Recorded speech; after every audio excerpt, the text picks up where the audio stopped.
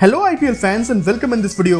सो वैसे तो record books में लिखा जाएगा कि आईपीएल 2021 मैच नंबर 19 हुआ था चेन्नई सुपर किंग्स और रॉयल चैलेंजर्स बेंगलोर के बीच, बट एक्चुअली में ये मैच था रॉयल चैलेंजर्स बेंगलोर और रविंद्र जडेजा के बीच, क्योंकि यहाँ पे रविंद्र जडेजा ने लाजवाब बल्लेबाजी करते हुए 1 ओवर में 37 रन बिटोरे। उसके अलावा ग्लेन मैक्सवेल और एबी डिविलियर्स जैसे खतरनाक बल्लेबाजों का विकेट निकाला और एक बहुत ही शानदार रन आउट भी किया।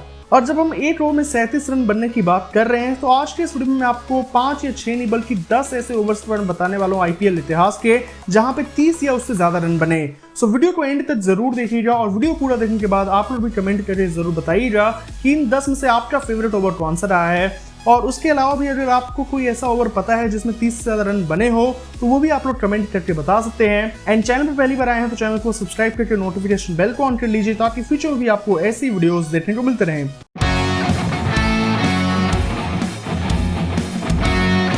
सबसे पहले बात करते हैं आईपीएल 2008 मैच नंबर 7 के बारे में, जो कि हुआ था दिल्ली डेयरडेविल्स और डेक्कन चार्जर्स के बीच। अब यहाँ पे दिल्ली डेयरडेविल्स को जीतने के लिए चाहिए थे 143 रन और ये टारगेट दिल्ली डेयरडेविल्स ने चेस कर लिया सिर्फ 13 ओवरों में वीरेंद्र सहवाग की एक बहुत ही शानदार पारी की वजह से।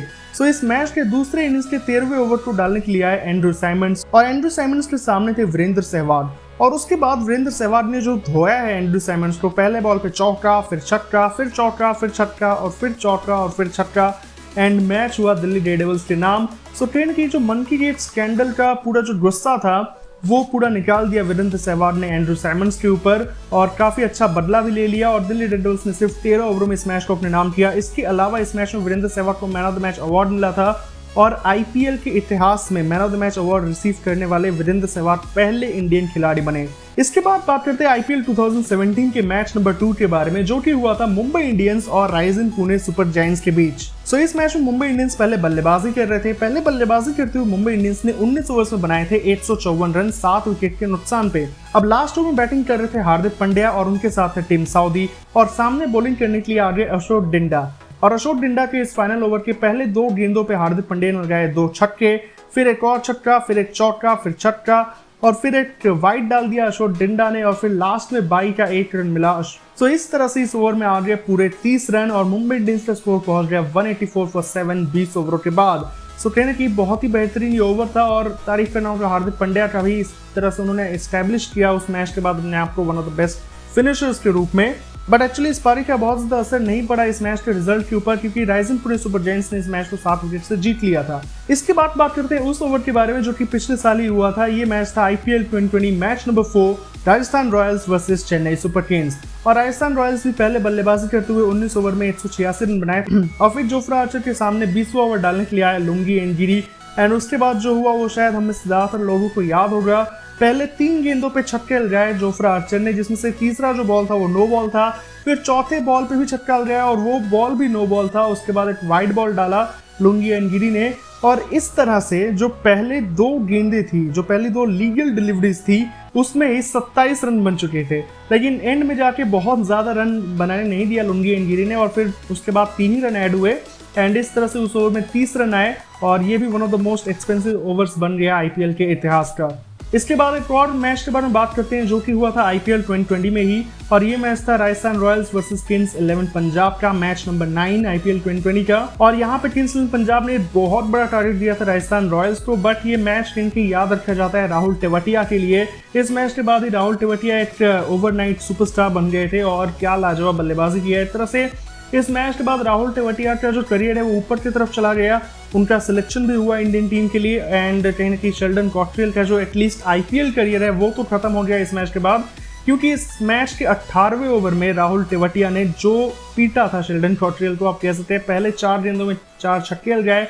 उसके बाद ऐसा लगने लगा कि अब शायद ये 6 छक्के भी लगा सकते हैं, तब 1 बॉल डॉट हो गया, लेकिन लास्ट बॉल पे एक और छक्का लगा के मैच को पूरी तरह से पलट दिया और इस मैच को अपने नाम के लिए राजस्थान रॉयल्स ने। उस ओवर में 30 रन आए एंड ये भी undoubtedly one of the most expensive overs बन गया आईपीएल के इतिहास का।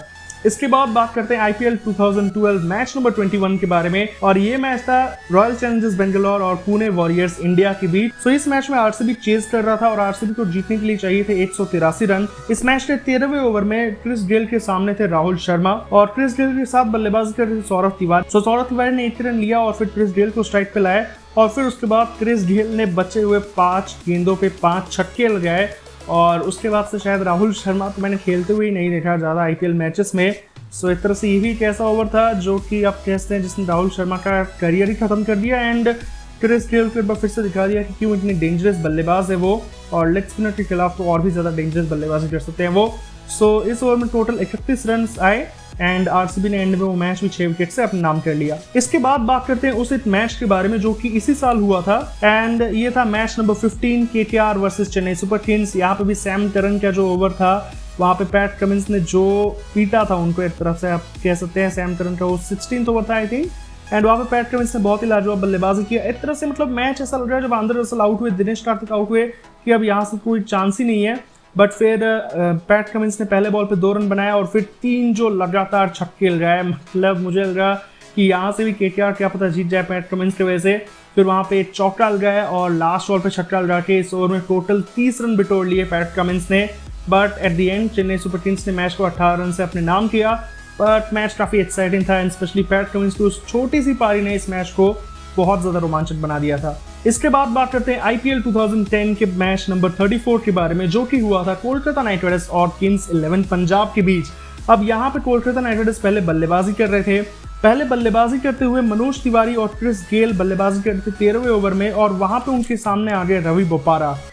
और फिर रवि बोपारा को जो पीटा है क्रिस गेल ने, पहले बॉल पे मनोज तिवारी ने सिंगल लिया और क्रिस गेल को वापस स्ट्राइक पे लाए, और फिर गेल ने अगले 4 गेंदों में 4 छक्के लगाए। उसके बाद एक वाइड बॉल हुआ जिसपे चौका मिल गया टीम को एंड उस बॉल पे 5 रन आ गए। फिर एक और वाइड बॉल हुआ जिसपे गेल ने 1 रन ले लिया एंड फिर लास्ट बॉल पे मनोज तिवारी ने 1 रन लिया। सो इस तरह से इस ओवर में आगे टोटल 33 रन।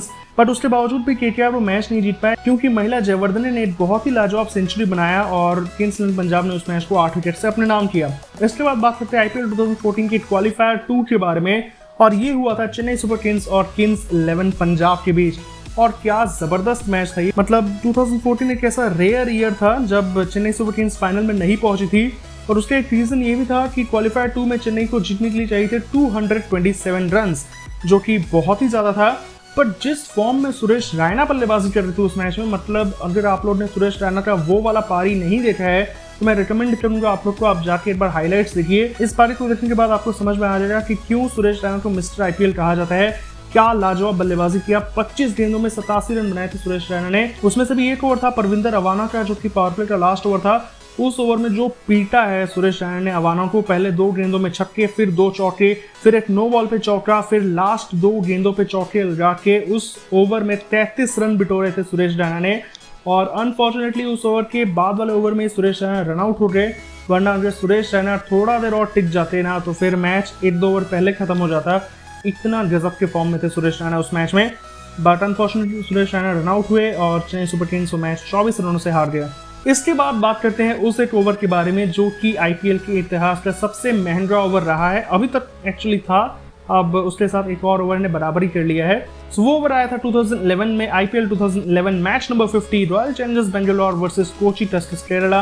आरसीबी के सामने सिर्फ 126 रनों का टारगेट था और इस टारगेट को बहुत ही जल्दी से एक्चुअली चेस करना चाहते थे क्रिस गेल, इसलिए जो तीसरा ओवर डाला था प्रसन्नाथ परमेश्वरन ने, आई एम सॉरी मैंने प्रोनाउंस गलत से किया होगा तो, सो उस ओवर में जो है क्रिस गेल ने बिल्कुल धो के रख दिया प्रसन्नाथ परमेश्वरन को।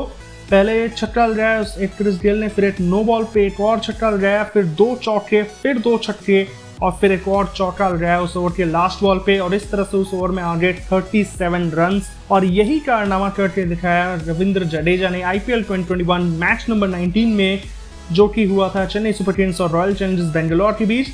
एक तरह से ऐसा लगा कि मैच में चेन्नई सुपर किंग्स बहुत पीछे है, जब चेन्नई ने कुछ 154 रन बनाए थे 19 ओवरों में, और फिर उसके बाद जो फाइनल ओवर था हर्षल पटेल, जिनके पास पर्पल कैप है इस समय, आईपीएल 2021 के बेस्ट बॉलर कहे जा सकते हैं, उनके सामने रविंद्र जडेजा ने, सर रविंद्र जडेजा ने क्या लाजवाब बल्लेबाजी किया। पहले 2 गेंदों पे 2 छक्के, फिर नो बॉल पे छक्का, फिर एक और छक्का, फिर 2 रन हुआ, फिर एक और छक्का और फिर चौका। टोटल 5 छक्के लगाए इस ओवर में एंड मुझे ऐसा लगा कि शायद इस ओवर में 40-42 रन भी आ जाएंगे, बट 37 रन ही आए इस ओवर में। एंड इस ओवर ने पूरी तरह से जो मैच को है उससे पलट दिया और एंड में जो है सीएसके 69 रन से मैच जीत गया।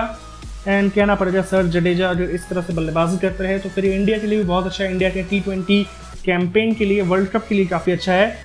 एंड ओवरऑल आईपीएल के इतिहास के यही थे वो 10 ओवर जिनमें 30 या उससे ज़्यादा रन बने हैं। इसके अलावा भी कुछ ओवर हो सकते हैं जो कि अगर आपको पता है तो आप कमेंट सेक्शन में लिख के बता सकते हैं। एंड चैनल पे पहली बार आए तो चैनल को सब्सक्राइब कर लीजिए। वीडियो अगर आपको पसंद आया हो तो वीडियो को लाइक कर दीजिए।